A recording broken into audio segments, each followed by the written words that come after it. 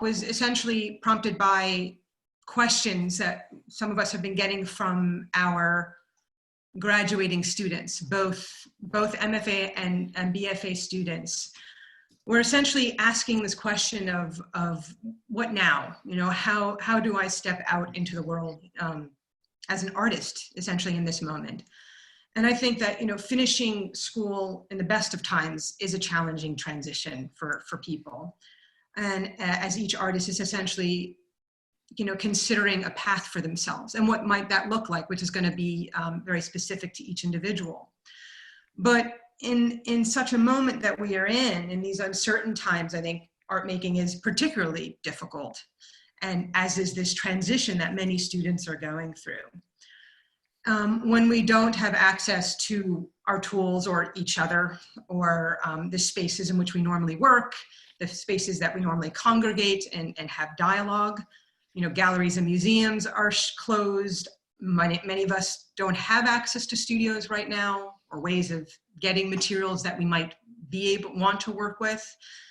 And I think that it's also really difficult for many. I know I've been having this conversation with a lot of my students, just to sort of how to tap into a creative state of mind, and often the joy and enthusiasm in which we normally approach the critical and creative making of our work, our images, our objects, our ideas and processes. But I think that maybe this moment also has a chance for us to rethink and reimagine how we make things, why and for whom. And so that is what sort of prompted this with myself, along with my colleagues, Professors Delaney, Demott, and Philip Glahn. Each of us will just take a short period of time and present on a different way to approach making, and how hopefully to consider, or that idea of reimagining, how we can potentially approach our own practices as we move through this moment. And so after each of us kind of give a small talk about that, these different ideas and different ways of approaching practice, we'll essentially open it up to have a conversation with all of you. You can ask questions, share thoughts, and we can sort of just engage in a dialogue over, you know, methods, tools, spaces, and other thoughts and ideas that may, hopefully this will inspire. So with that, I think Delaney, you might be first in the presentation there, right? Yeah, so I'll start to share my screen.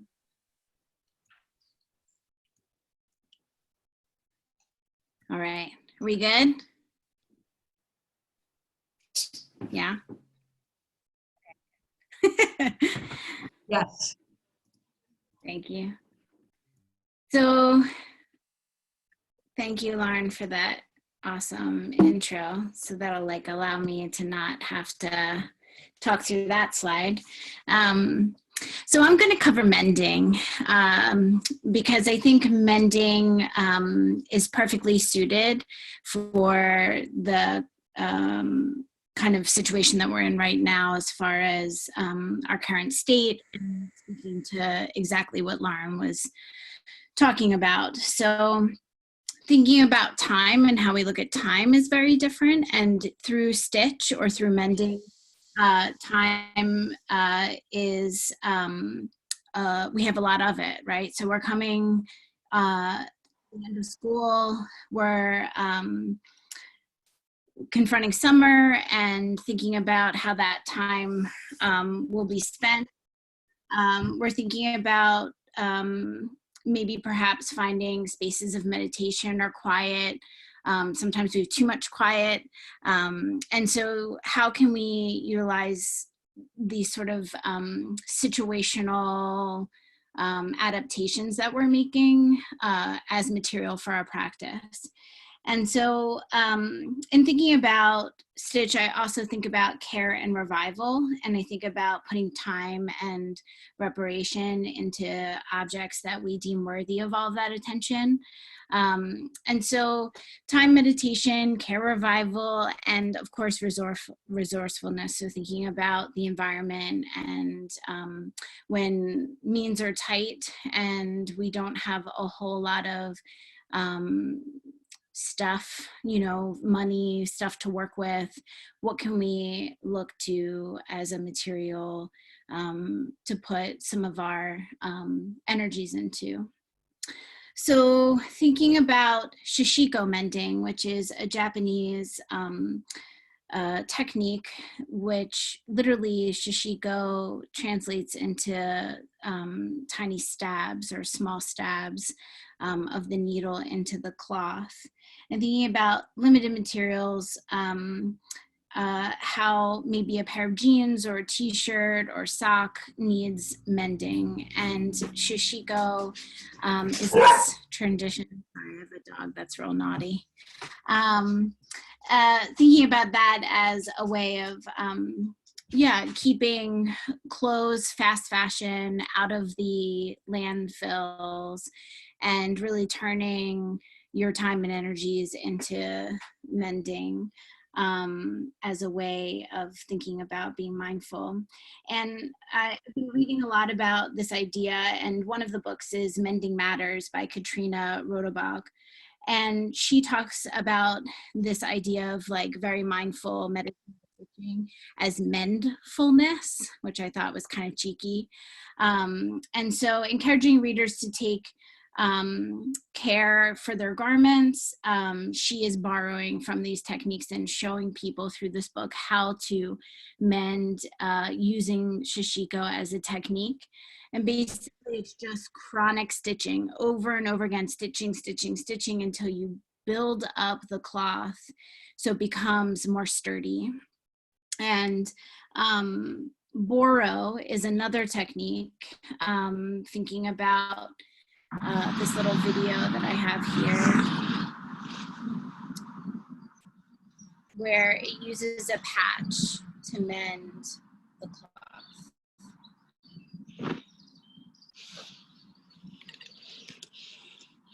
And this is really great for all those ASMR people.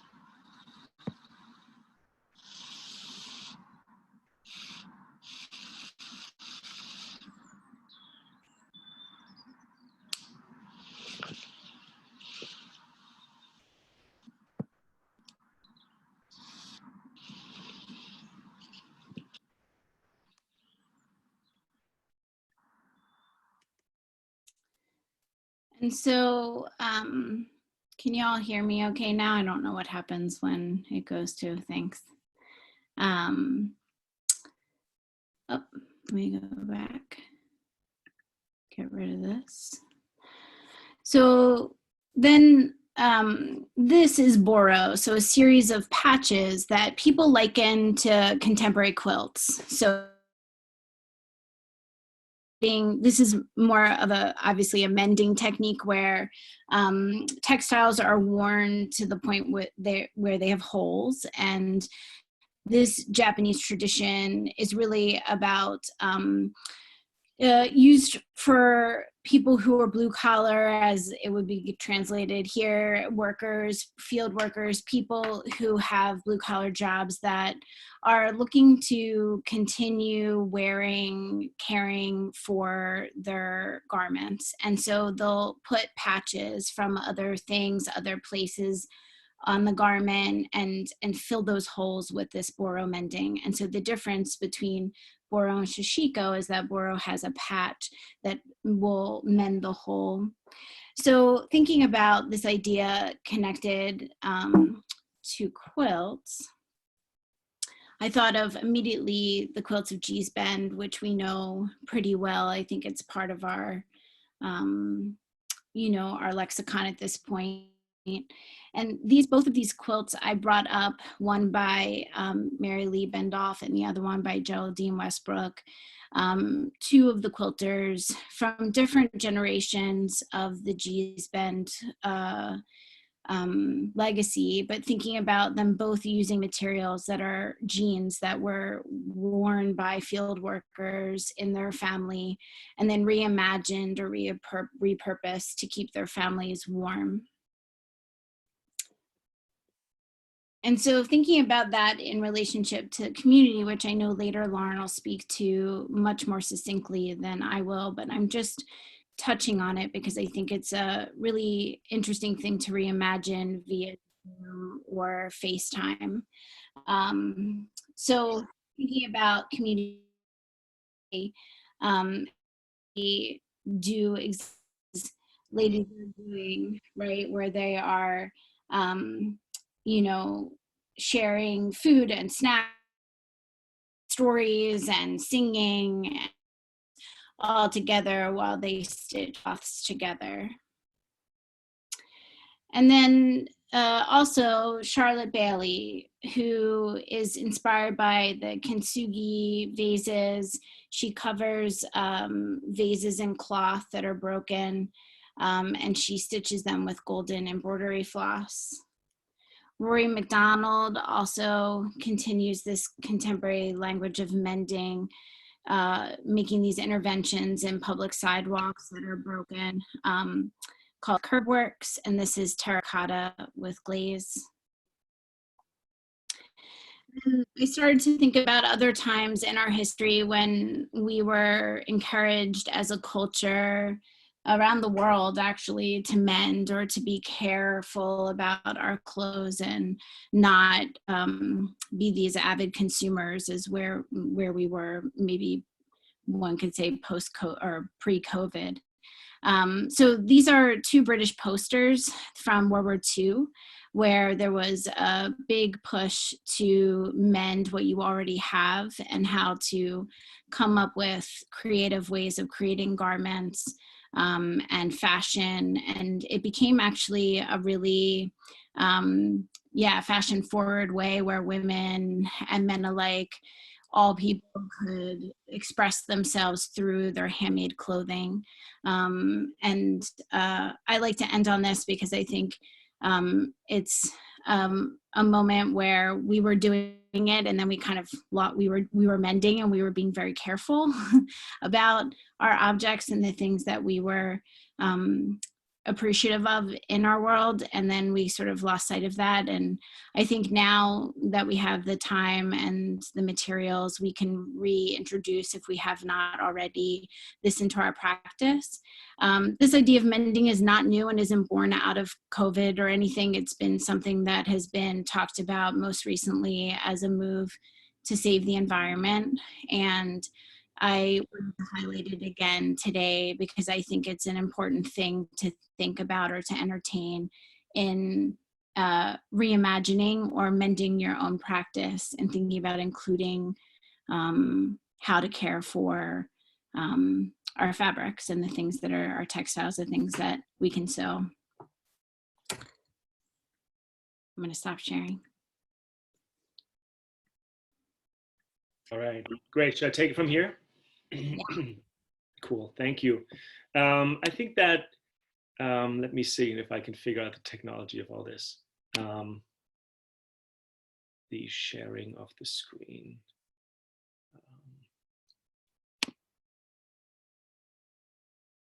I think that, you know, what I'm going to talk about, is this on the screen now? It's us again.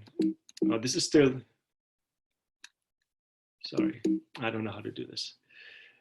It's embarrassing. Let me try one more time.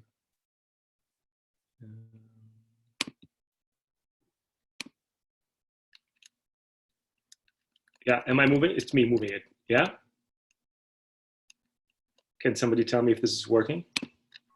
I don't see anything. Oh, there you are. Yes. Yes. All right, good. And I'm moving it. All right, there it goes. Very good. Sorry about that. Anyway, so for lack of a better title, and I'm going to time myself not to run over, but I think it picks up nicely where Delaney left off, and the idea or the logic of working in a different way, thinking about resources and what it means to be productive and what progressive and what innovative is. So for lack of a better term, I titled the pieces that I want to look at Assembling, which is, comes also in the form of collecting and collage and montage.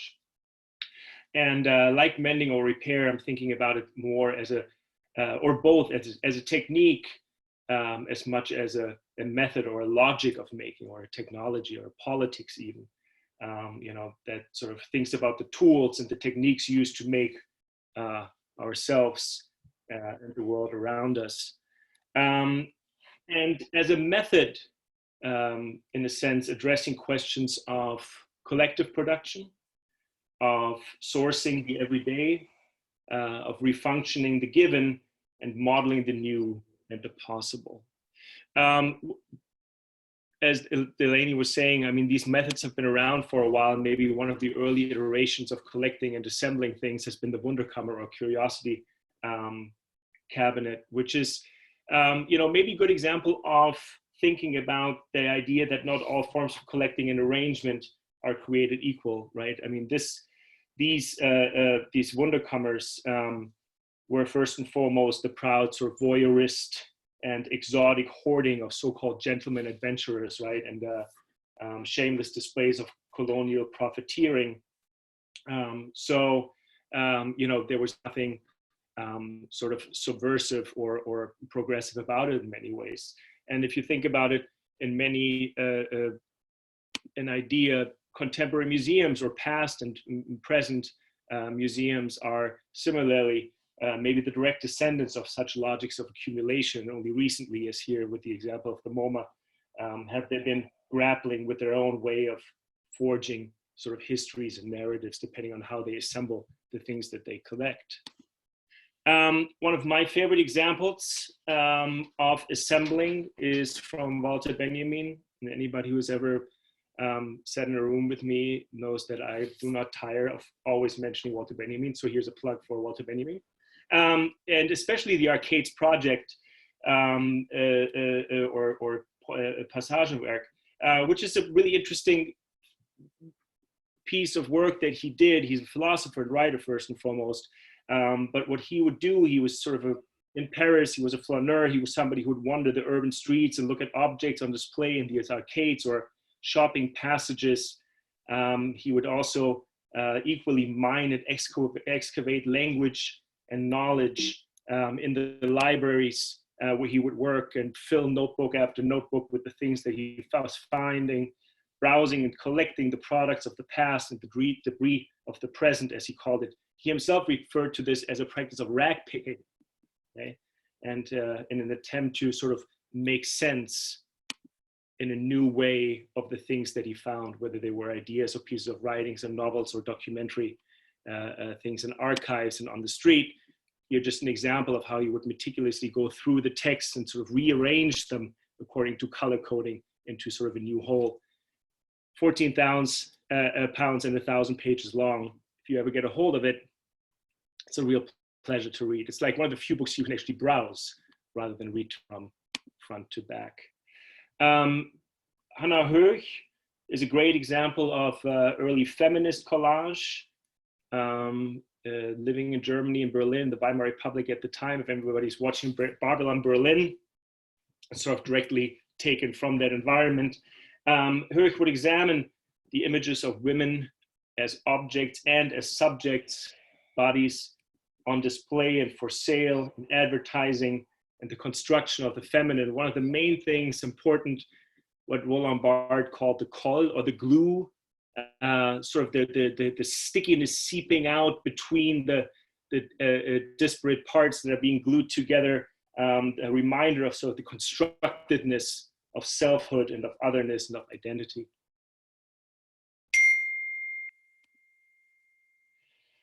Mara Bearden, working decades later, picks up on this kind of construction with his collages as examples of social labor or collective production, meaning that authorship of these pieces is never just the artist alone, but the sources and makers of the images gleaned from history books and magazines and catalogs and advertisements and family photographs and newspapers, speaking to the collective making of knowledge and of meaning, and importantly, I think, the potential to rearrange and reconstruct and change that meaning.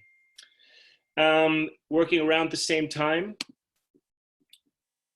and still going strong, sort of one of my favorite kick-ass artists and writers, Martha Osler, whose photomontages are like documentaries or reportages. Sorry, somebody keeps texting me. Like documentaries on the politics of aesthetics, on what certain images show and what certain images don't show, and how the dominant visual language will act like what Jacques Rancière called the police, saying, move along, there's nothing to see here, as with, for example, the not so subtle sexualization of women's bodies in advertising that Rosler's calling out here. What her montages make visible is the hidden power and violence of the habitual and of the banal. Another one of my favorite pieces, sorry, it's sort of a highlight reel for me, is the work of the Barbie Liberation Organization. I don't know if you know this work. I always liked it a lot. It's from the mid-90s or early 90s. This organization would refunction already assembled images and bodies and expectation. In this case, G.I. Joe's testosterone pumping readiness for action and Barbie's imposed submissive domesticity. So the idea was they would go into around Christmas time into toy stores and actually buy or steal these G.I. Joes and Barbies that had voice boxes in them, swap the voice boxes out and put them back on the shelves, so that at some point under the Christmas tree, some kids would have a G.I. Joe that would say, math is hard, and a Barbie that would say, I want to kill. Mark Bradford, who is an LA-based artist, or rather, as he calls himself, a builder and demolisher, is a good example of so-called decollage, right? This piece in particular, Lucky, is a part of a series of posters collected by the artist in his central LA neighborhood. Decollage, the technique of tearing and ripping printed materials from its public surfaces, in this case, pulling back the layers behind advertising and the branding of Black culture to engage with Blackness as a niche market, Blackness as a product. The artist himself says, quote, the sheer density of advertising creates a psychic mass, an overlay that can sometimes be very tense or aggressive, end of quote. This is a particularly compelling piece as he juxtaposes lucky, being lucky, or having luck as an attitude and outlook with its intended audience, asking who is lucky and how so. And the last piece I have is the utopian world making of Ghana-born, UK residing filmmaker Johnny Comfra, whose multi-screen film and video installations are a form of cultivating alternative futures. The artist assembles and choreographs and often collides multiple histories and current events, documentary and fiction, and in this case, accounts of natural and human violence, storms and volcanoes, slavery, imperialism, and trade, the sublime, the incomprehensibility of creation and destruction, of spectacular beauty and calculated terror. Within this constellation, memory persists, histories and images demand recognition, and we're being asked to perceive what we know anew, to resist the finitude of given experiences and perspectives, to rearrange and recombine given and latent past and present, to assemble and ideally propose and model alternate futures. All right, that is assembling from my end. Thank you, Lauren, it's all you. Okay, thanks, Philip. Let me just take a quick sec here to share my screen. And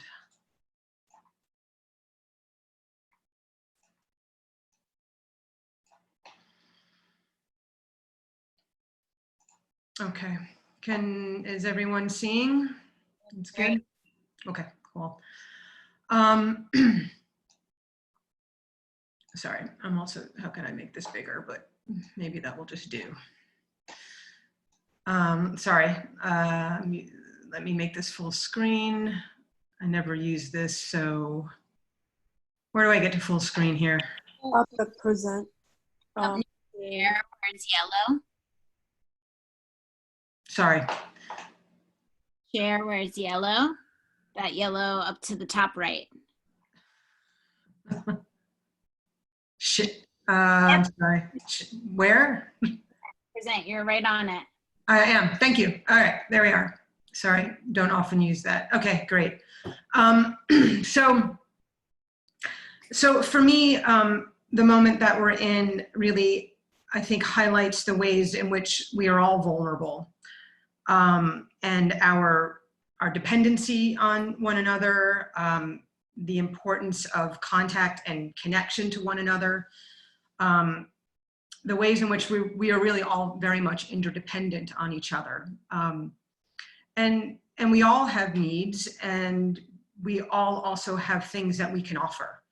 And I think we're seeing that right now very much so through the community organizing around mutual aid efforts as a way to provide care and assistance and resources.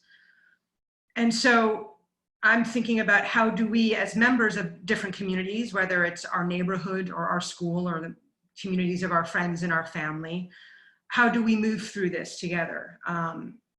And how do we as artists move through this in our practice, in our lives, in the ways in which we engage, and the ways in which we nourish ourselves and each other. And so this has brought me to think about the practice of community, the practice of interdependence, and the practice of care. So I'll share you some different works that I feel explore that in various ways. The first here, Simone Lee, The Waiting Room. So Lee, who has a background in clay, and much of her practice is actually object-based, but she also has a fair amount of work in sort of community-centered work. Lee describes her work as, her practice as explorations of Black female subjectivity, and often with Black women as her audience. But much of her work addresses issues of authorship, of labor, and women. This piece, or this event, The Waiting Room, which took place in 2016 in the new museum in New York, over the course of a few months, I believe, while Lee was a resident artist there. And essentially what this is, presenting an alternative to a healthcare system that adversely and disproportionately so affects Black women.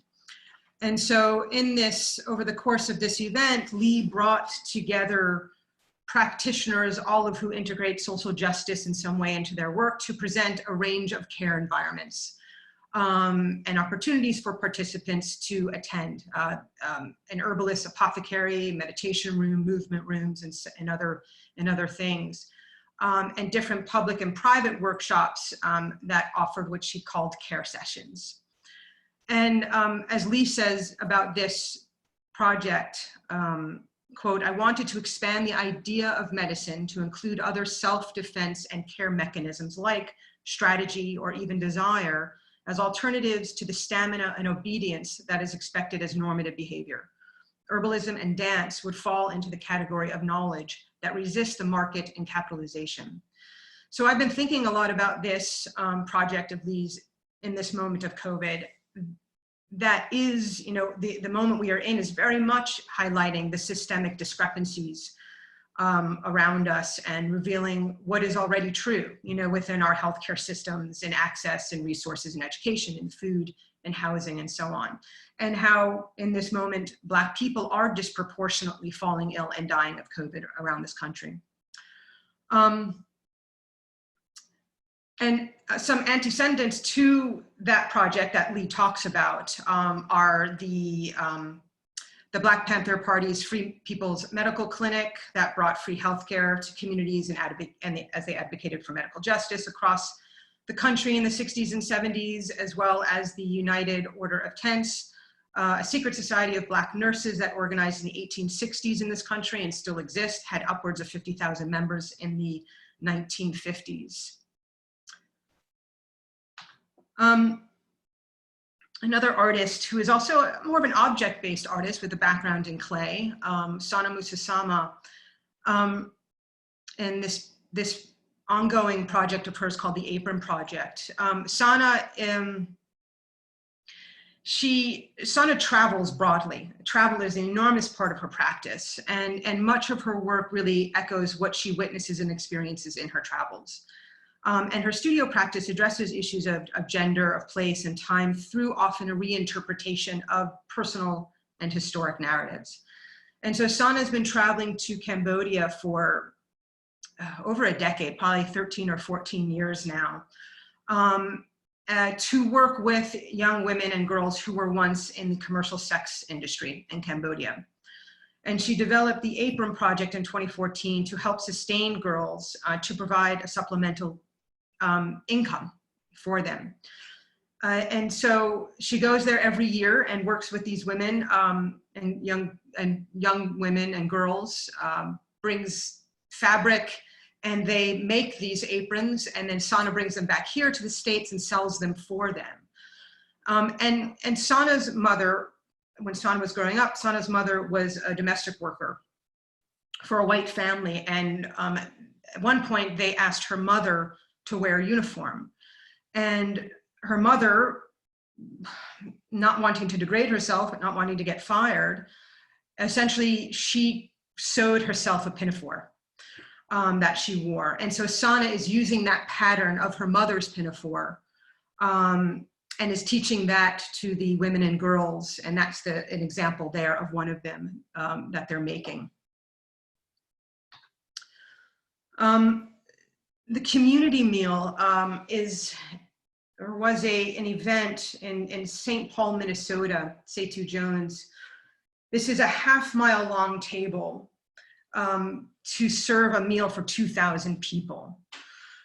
And so this is in Frogtown, I believe, St. Paul, one of St. Paul's most diverse neighborhoods. And so in this event, essentially the residents act as hosts, they bring their own chairs, and it is really a collaboration with local farmers and different urban agricultural initiatives where there will be a host at a table and they will ask questions. Where do you shop for food? What do you share? To really engage in conversations about food access and food justice, and to ideally leave with a better understanding at the people who you are sitting with at the table, along with a better understanding of food system and how it might impact you. This is something new currently in response to COVID. What does a COVID-19 doula do? It is a zine that was just put out a few weeks ago in response to COVID-19. And so the first half of this zine is rooted in an exhibition, I believe from last year, Metanoia, Transformation Through AIDS, Archives and Activism, which was curated by WWHIVDD. It's a collective. It stands for What Would an HIV Doula Do? And the second half of this zine are responses from WWHIVDD communities and artists. And it is a response to the prompt, what does a COVID-19 doula do? And so the collective describes an understanding of a doula as someone who holds space during times of transition. And they say that we doula ourselves, each other, institutions, and culture. And foundational to their process is asking questions, as this was led by.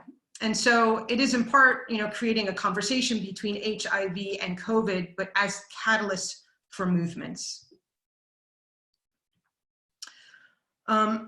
Tortilla Social, this is Salvador Jimenez Flores. He refers to this as a social sculpture, another more object-based ceramic artist.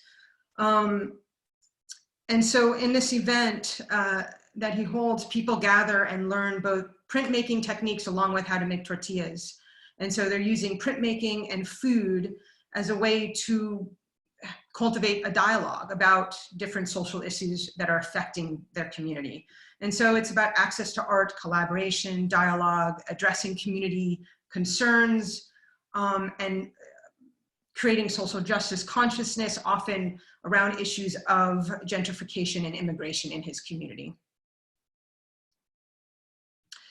And then I think this is my last image here. Pearl Fryar, if you haven't watched the documentary A Man Named Pearl, I would recommend it.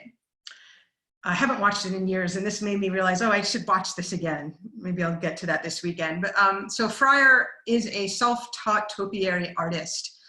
In the 1970s, Fryar and his wife moved to a rural area of South Carolina for a job, and they were trying to find housing, and they were trying to purchase a house in a white neighborhood, and they received enormous racist pushback with the sentiment that Black people don't tend to their yards. So they ended up buying or moving into a house in a Black neighborhood, and Fryar had this goal of becoming the first African American to win the Bishopville's Yard of the Month award. And what he has gone on to do, and these pictures don't at all give it justice, is he's created this amazing, this 3 acres of land of this, all of this topiary art that is open for people to just come and go and explore and enjoy. And it's just, it's just the depth of his offering here to me is really just something I've always found really beautiful and inspiring. Almost made me want to kind of tend to my garden. So I think about how there are many contexts of making art, you know, which I think is what we're kind of exploring here. There's many systems of knowledge, knowledge bases through which one can create, can engage, can practice, and share our work. And so, you know, this brings questions to me about, you know, how do we distribute knowledge and information? How is it determined what information is shared and what is erased and what is amplified? And I'm in this moment really curious about the ways in which we can approach this moment as a way to reimagine our practices or a space or an act or a gathering or an event. So with that, I'll stop sharing here and we can all kind of come back together in our spaces.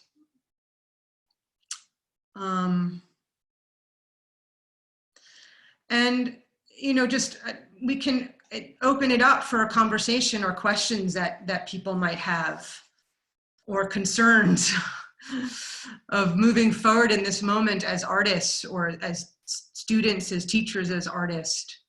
We're all kind of facing these similar challenges, I think, at the moment. And I guess you can just feel, you can, I will mute myself and just, if anyone wants to, we have a chat, so, okay. Anyone want to, you can either send a message via chat or you can just unmute yourself and ask a question or share a comment.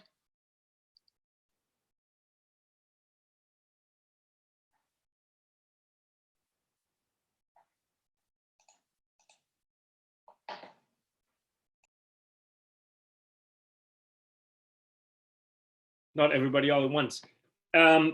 Maybe one thing we can briefly mention is that, you know, one of the reasons that we wanted to do this was because it seems that there's a lot of related, but definitely two different types of approaches to the question, now what? And one are sort of the very pragmatic questions of how do I get my work out, right? How do I get my supplies? And those are all very valid questions.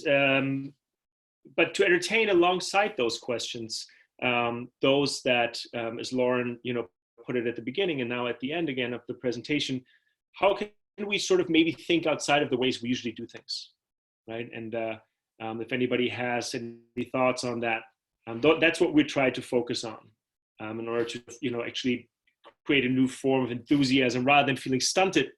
You know, to create this sort of feeling or atmosphere of possibility. If anybody's doing that or has any questions about that or has any remarks, that's what we wanted to do.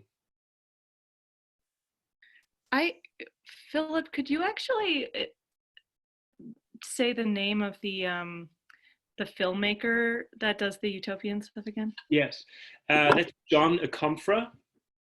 AKOMFRAH.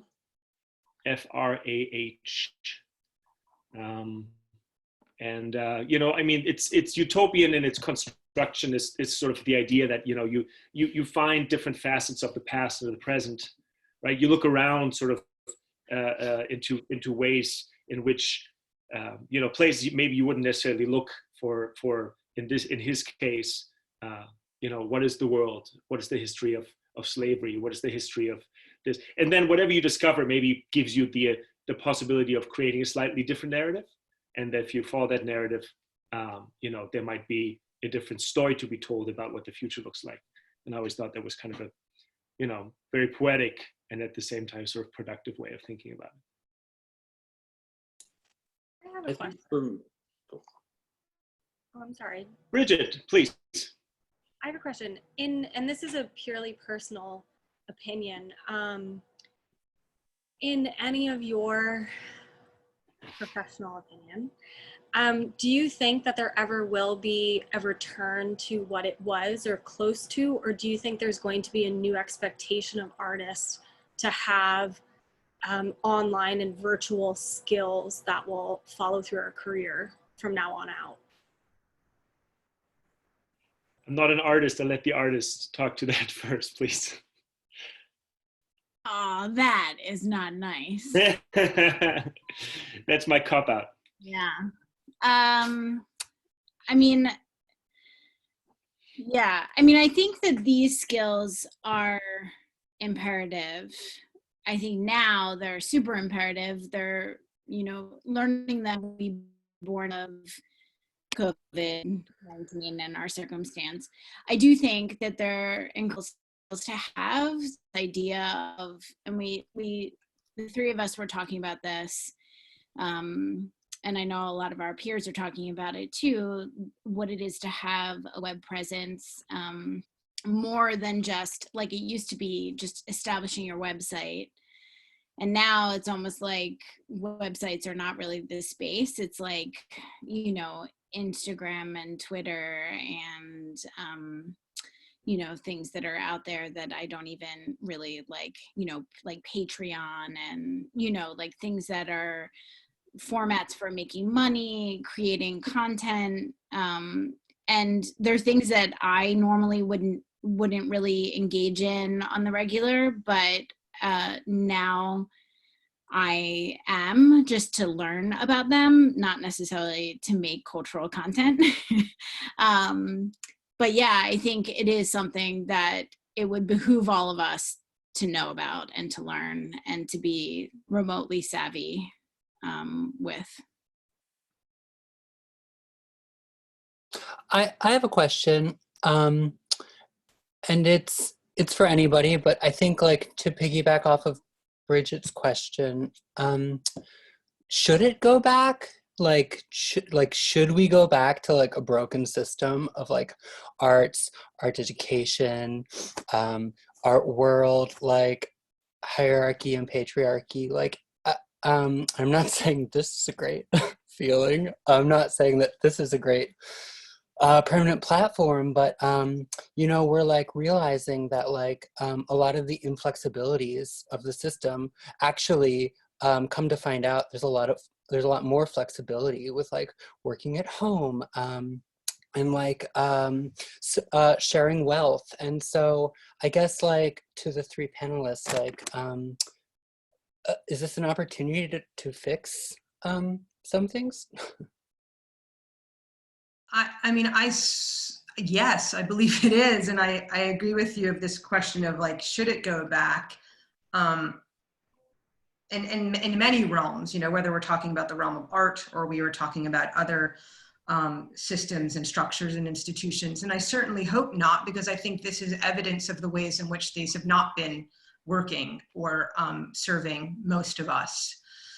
And so,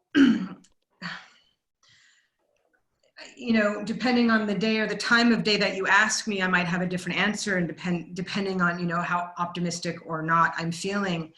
But I feel that opportunity exists here enormously. And I think that's why, you know, in discussing what we were going to be talking about, I guess the the part of me that is feeling hopeful just naturally went to to the ideas of the ways in which we are all interdependent, and how this moment enormously shows that. And how I think there has been a conversation of like the vulnerable people, but who is that? Who is not included in that group here? I think we all are, in some way. And so in that way, none of us are left out of this conversation. So, you know, and I think there's been a lot of ways, just given the constraints of access and interaction right now, about how systems have made themselves more accessible in the moment. And, you know, how can we hold on to that accessibility and not just go back to, you know, if you are able-bodied, you can participate in whether it is this exhibition, or you can attend this lecture, or you can have this job because you can physically get there.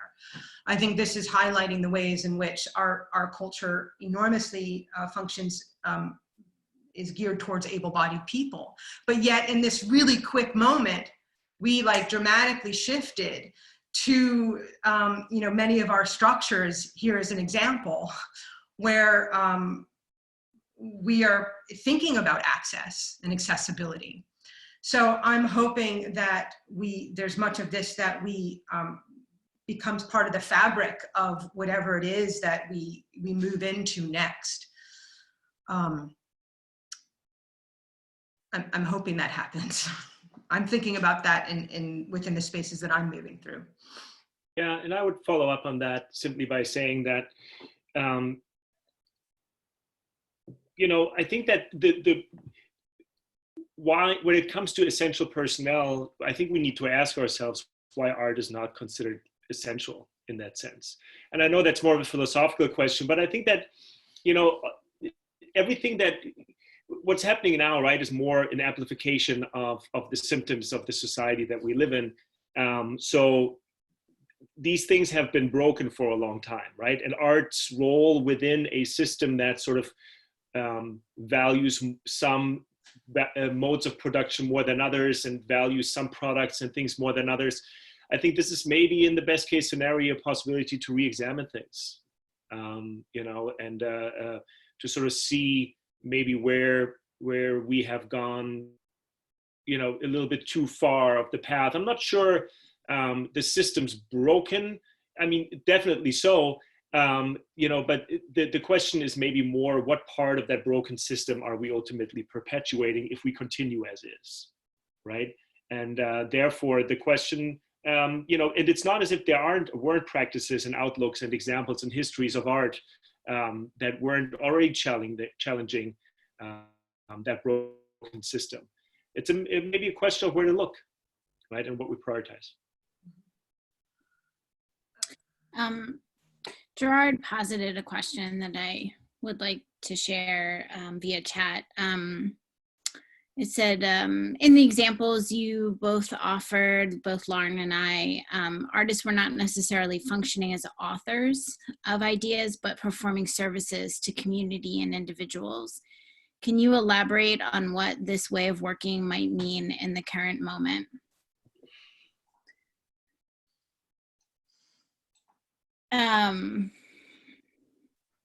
You know, I think authorship is really interesting. It's an interesting word as an artist, and we talk about this in my class a lot. And we talk a lot about, like, you know, the whole conversation around like being authentic and what that means as well. And I think the idea of the authors, you know, yeah, artists as authors of ideas. I don't know how to like imagine what that would look like, right? Like thinking about to elaborate on ways of working, like other ways of working and what that might be, because we are just such a like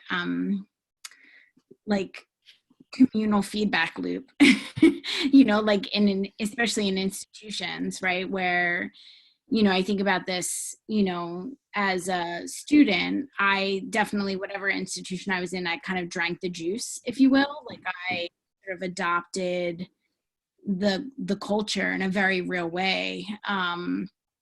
And I think that a lot of my work obviously was impacted by that.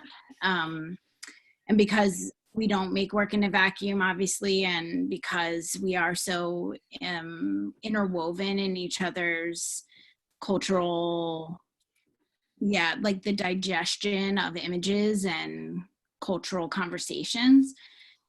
I don't know, like I have not been able to be in isolation, if you will, long enough to understand what it would be. And maybe I'm not interpreting the question in exactly the way it's being directed, but like I'm not aware enough of what the alternative is to how I have been living.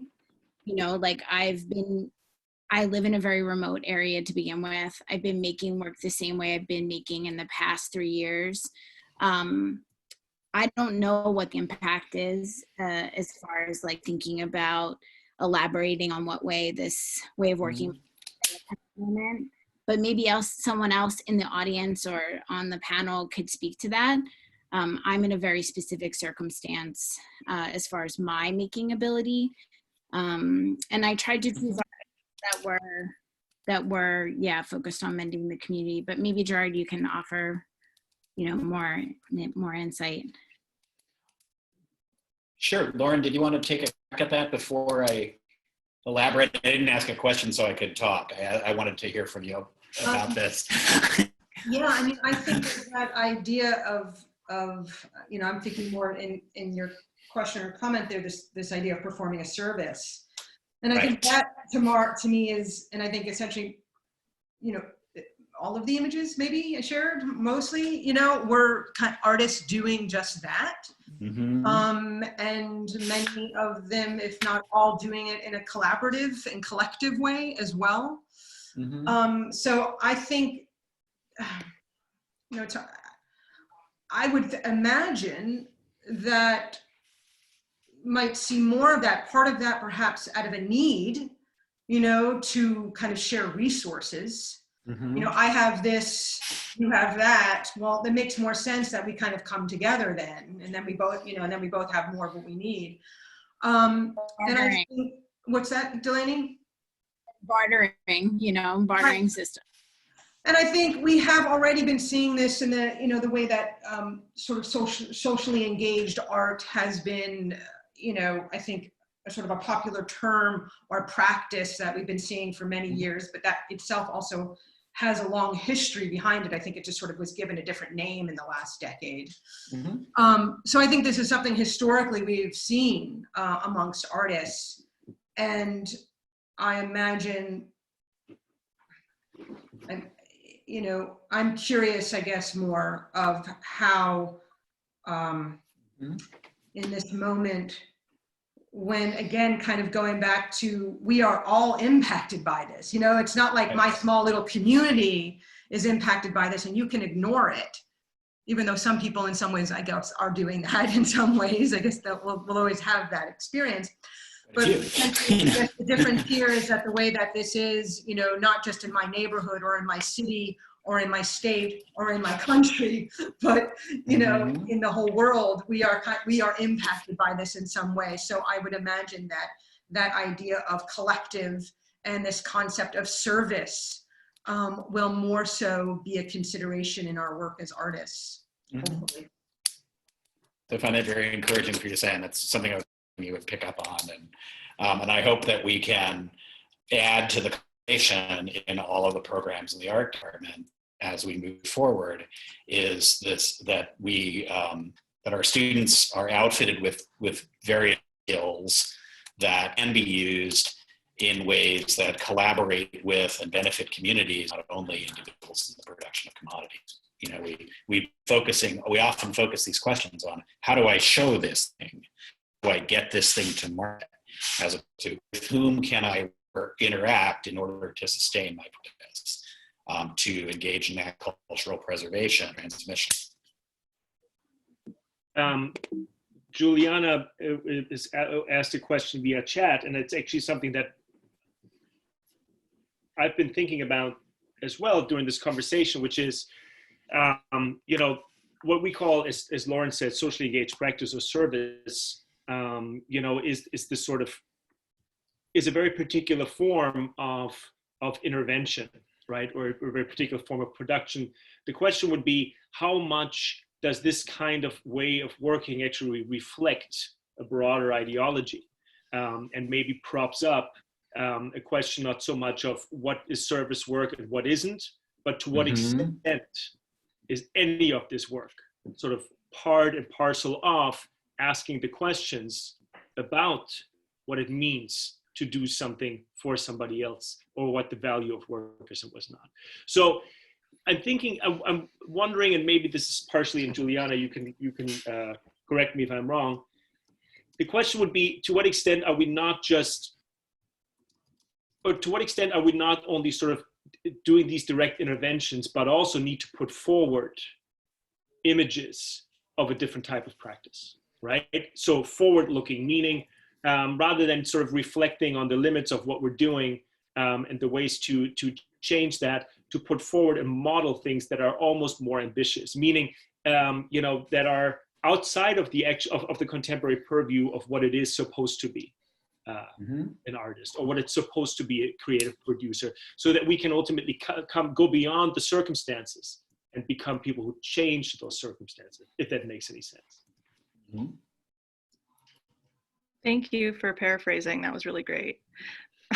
I guess like now I'm thinking, as you paraphrased, like I'm sort of wondering, I feel like we need sort of a larger kind of more imaginative or speculative vision involved as like our roles as artists, in order to like see what the importance is of calling like community service essentially artwork, or like how, you know, if that makes sense. I don't know. I think that makes perfect sense, because otherwise we get to a point where it's called just community service, right? That work makes a lot more sense if we understand art as something that's already a very politicized relationship, right? Of production and so on. And also, you know, on the one, we sort of leave up the service work to the service artists, right? And everybody else gets to keep going the way that they want, right? That production, I guess, and consumption is something that happens sort of on a very material level, is one thing. And then, but that always comes right with this sort of immaterial level. And I think personally, and then I get off the box, that, you know, I mean, to not recognize how important sort of the labor and production of the tangible and the visible is, that as a creative act, right? If we reduce art making to what my parents, you know, was my, sorry mom and dad, bad example, right? That art making is, because that's what people do when they don't have anything else to do, and it's pretty and it's awesome, but, you know, but that it really is much more than that, that is more than individual expression, that is more than a whim, that is more than the poetics, right? That authorship is collective authorship, and authorship is world making, right? Making sense of the world and how we see it, then it's essential. Right? I mean, that's like fundamentally like FDR's New Deal, like the value. There you go. Right? So like, but that, you know, I just read an article in the New York Times, like, I mean, that's not going to happen in this context. Like, the value of artists at that point, it was critical to like recovery, right? To have, to be able to like inject culture with like a brand new, like, you know, have the artists come out and be innovators and change the way the world is currently, like where we are, like that sort of system of values. Same thing in 2008 at the bust. It was like everybody wanted an artist to come into their corporate, you know, conversations and reimagine what those kinds of things could be.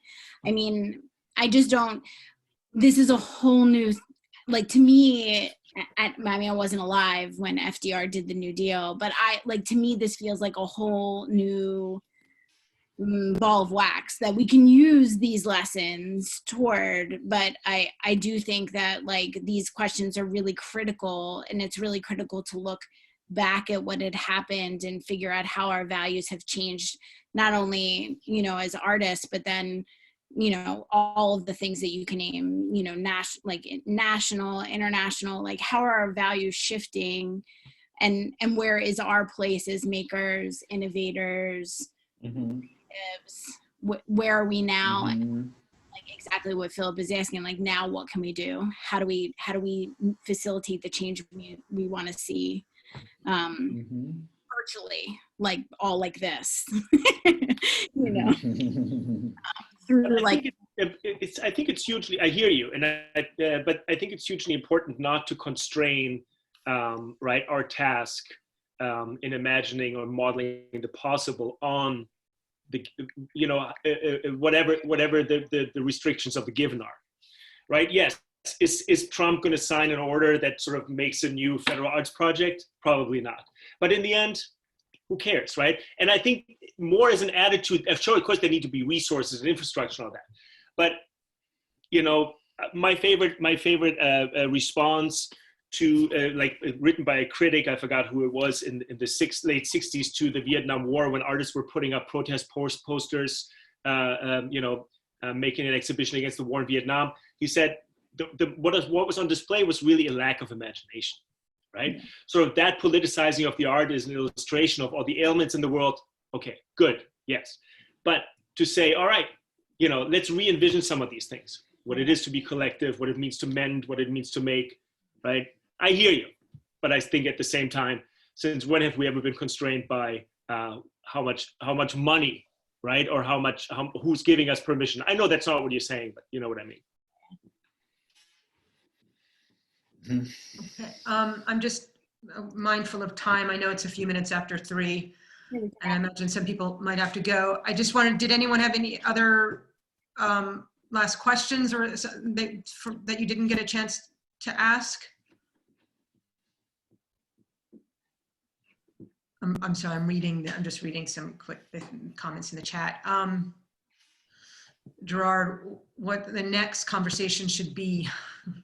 What can we as community address in order to help students and soon to be graduates who are taking an important step toward become our colleagues engaged with the changing world? To be continued. Yeah, and I'm just reading Future World Running Late, right? Yeah, I mean, I think obviously this is part of a long engaged conversation. And also I realize, like, it's Friday, classes are ending this week. I just, you know, want to recognize that, you know, some classes have already ended, and how, as we are all moving into whatever this summer looks like, and this strange ending of the semester that does not feel like an ending of the semester, how can we also find ways as the community that we are to stay engaged with each other? I think it's going to be really important, because I'd hate to see, you know, school ends and then we're all really, you know, out by ourselves, and we lose this dialogue and we lose the community of each other. And that's something that I don't have an answer to that, but it's something I'm thinking about, and maybe that's something, you know, we can continue. Maybe there's a way that we can continue these conversations over the course of the coming months, and the challenges that we're all going to be facing. So that's something I'm giving thought to. If anyone wants to, you know, share ideas and thoughts about that, like, get in touch with me. I guess I could, I'll put my email here, but it's I always forget. There's so many emails. What is my school email? I get all my emails confused. I also, while you're figuring out your email, I'd also like to say I would really specifically like to hear from the students that are on the call right now, you know, thinking about what your needs will be in the summer as you to say that too, Gerard. Yeah, as you start to feel them. Like, if you're missing this kind of dialogue, or if you want a different kind of dialogue, or if you would like to touch base with you know, all of us virtually, I think that that's like a very important thing, because summer is going to be pretty isolating because you don't have to schedule school. So yeah, I would like to hear and I'll put my email in the chat as well, if anybody is interested in, you know, rotating faculty, hosting things like this where we all can engage in conversations. You could bring something to the table. We could have a conversation about that. That could be or a broader conversation. So please tell us. Yeah, I completely agree with that. There's my email. It's on there, lauren.sandler@temple.edu. So really, I'm serious about that. Send me an email and let's talk, and let's, I think it's really important that we all stay connected here, because there's a lot of things to discuss and address. And that will just be, you know, and each week things unfold in various ways, and there's new questions and there's new concerns to address. So I think that's something I'll start discussing with folks, and we'll find ways to get that out to people.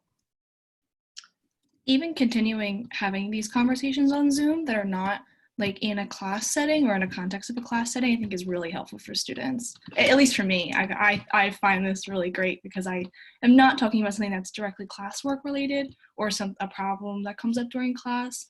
Like being able to share artists in these new contexts, or trying to find a way of making work and discussing things like labor in a time like this, I think is really valuable. Even just having another Zoom, if 10 people are there, so be it.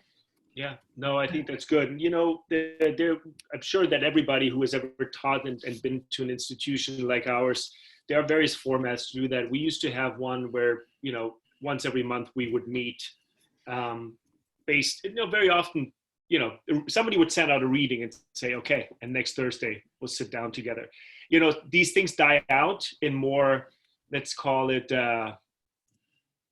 times flush with, you know, time and money, and you know, the ability to focus more on oneself. But you know, I mean, those are things we can revive, and we should revive. You know, if there's the will and the attendance and people who want to pitch in, and like you said, if there's 10 people, it's fine, right? Yeah.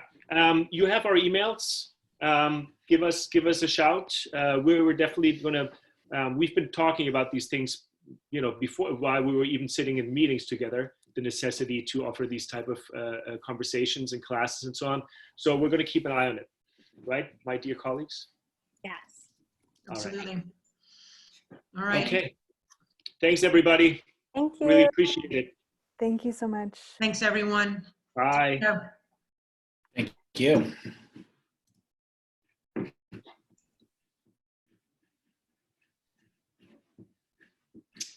Thank you, Phil. Thanks, Gerard. By the way, are you still Yes. there? You're Yes, still Sam. there. Yes. Just one quick question. Did you get my letter, CT? Yes, I did. I'm sorry I haven't had a chance to reply to that. Tenure Don't worry about motions it. this Don't worry about weekend. it. I know that you have many things to do, so I just wanted to make Yes. sure, and I wish you a beautiful weekend. Thank you. You too. Take care. Bye. Bye-bye. Bye, Francis.